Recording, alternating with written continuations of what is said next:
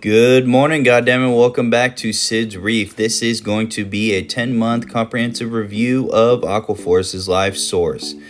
Aquaforce Life Source is a mud supplement that you can put into your tank, and it will add a biological supplement to the tank and improve coral growth and or biological activity within the tank, which promotes coral growth thereof.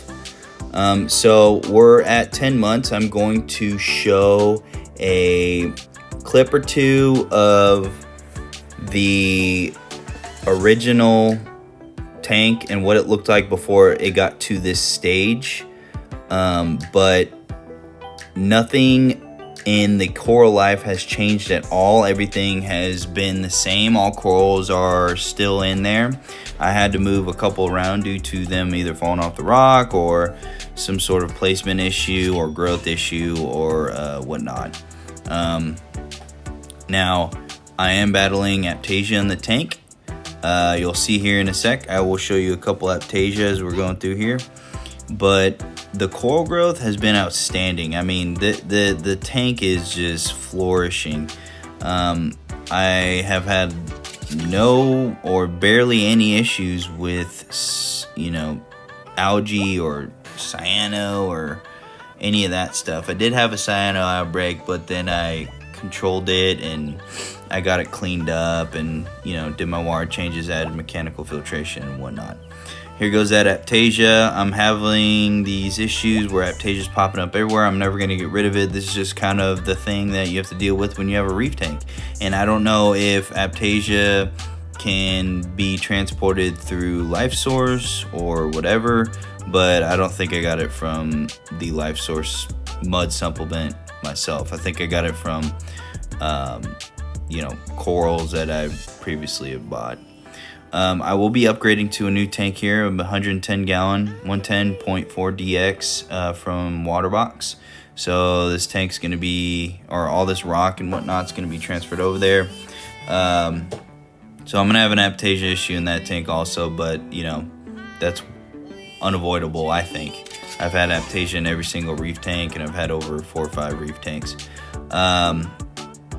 But yeah, the tank is looking great. Let me show you a clip of my original tank.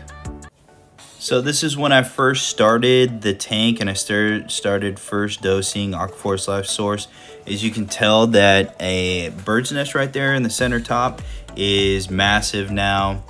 The Duncan and the little other fuzzy Porcellopora kind of coral and the Gonopora have deceased themselves. I moved the green star polyp, but you can just see everything else is still there. But I'm going to bring it back to the other tank here. As you can tell, those zoas have really taken over this rock and kind of suffocated out some of the other colorful zoas that I kind of wanted to grow a little bit more. And then, the bird's nest has gotten huge. The torch hasn't really gotten that big. But hopefully when I do the move over to the 110, it gets a lot bigger. Green Star has not really done much GSP. The acans are kind of suffering right now. Due to the suffocation of these zoas, because these zoas take over everything, and I'm probably just gonna have to move these corals once we get over to the new tank. My Nero had some issues in leaching into my tank, so I had to remove some of the equipment off of it and kind of strip it down, and it's working great now.